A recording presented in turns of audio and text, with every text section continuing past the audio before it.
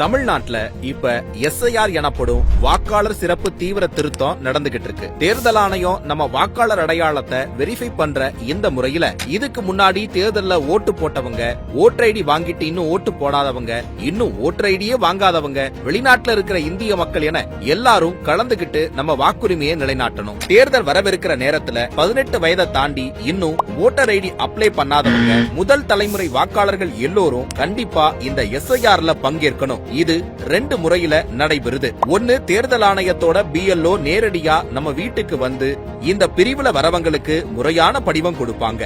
2வது, ஆன்லைன்ல தேர்தல் ஆணையம் வெப்சைட் மூலமா விண்ணப்பிக்கலாம். முதலில் ஆன்லைன்ல எப்படி அப்ளை பண்ணலாம் என்பதை பார்ப்போம். ECI NETங்கிற எலெக்ஷன் கமிஷனோட ஆப்பை இன்ஸ்டால் பண்ணிக்கோங்க. என்டர் ஆனவுடன் ஃபார்ம் 6ல இருக்கிற நியூ ஓட்டர் ரெஜிஸ்ட்ரேஷன் என்ற லிங்கை கிளிக் பண்ணுங்க. நீங்க இப்போதான் புதுசா ஓட்டர் ஐடி அப்ளை பண்றீங்கன்னு அக்னாலேஜ் பண்ணதுக்கு அப்புறம் உங்க பர்சனல் டீடைல்ஸ் கேட்கும். இதுல டேட் ஆஃப் பர்த்க்கு மட்டும் ஆதார் கார்டு போன்ற சப்போர்ட்டிவ் டாக்குமெண்ட்ஸை சப்மிட் பண்ணணும். மொபைல் நம்பரை வெரிஃபை பண்ண நீங்க கொடுத்த மொபைல் நம்பருக்கு OTP வரும். அத ஓகே பண்ணிக்கோங்க.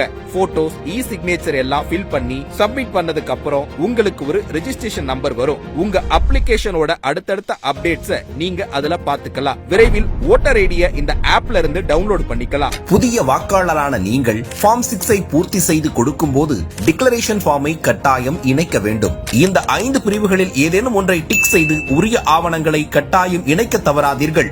அடுத்து, BLO மூலம் நேரடியாக விண்ணப்பிக்கும் முறையை பார்ப்போம். BLO உங்க வீட்டிற்கு வரும்போது நீங்க இப்போதான் வாக்காளரா பதிவு செய்றீங்க என்று சொல்லி உங்களுக்கான ஃபார்ம் 6 மற்றும் டிக்ளரேஷன் ஃபார்மை கேட்டு பெறுங்க. கேட்கும் விவரங்களை தெளிவாக கொடுக்கவும், உங்கள் வயதுக்கான ஆதாரமாக பிறப்பு சான்றிதழ், பள்ளி சான்றிதழ் போன்றவற்றையும், இருப்பிடத்திற்கான ஆதாரமாக ஆதார், ரேஷன் கார்டு போன்ற ஆவணங்களையும் தயாராக வைத்திருக்கவும், உங்கள் படிவத்தை சரியாக நிரப்பி கொடுத்ததற்கான ஒப்புதல் கையொப்பத்தை BLOவிடம் கேட்டு வாங்கிக் கொள்ளவும். பிறகு BLO உங்கள் தகவல்களை சரிபார்த்து வெரிஃபை செய்வார். நாம முதல் முறையாக ரெஜிஸ்டர் பண்ற இந்த ஃபார்ம் 6 முறைதான் நமக்கான SIR. எனவே புது வாக்காளர்கள் கவனமாக தகவல்களை கொடுக்க வேண்டும். ஏனென்றால் முறையாக ரெஜிஸ்டர் செய்தால் மட்டுமே நாம் முறையான வாக்காளர் ஆவோம். இந்த வருஷம் டிசம்பர் 9 அன்று வெளியாகும் மாதிரி வாக்காளர் பட்டியலில் உங்கள் பெயர் இருக்கிறதா என்று பார்க்கவும். இல்லையெனில் 2026ஆம் ஆண்டு பிப்ரவரி 7 அன்று வெளியிடப்படும் இறுதி வாக்காளர் பட்டியலில் உங்கள் பெயரை உறுதிப்படுத்திக் கொள்ள வேண்டும். உங்கள் வாக்குரிமையை பதிவு செய்ய மறந்துவிடாதீர்கள்.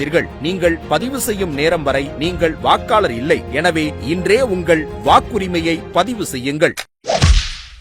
மக்களின் வாக்களிக்கும் உரிமையே ஜனநாயகத்தின் வெற்றி.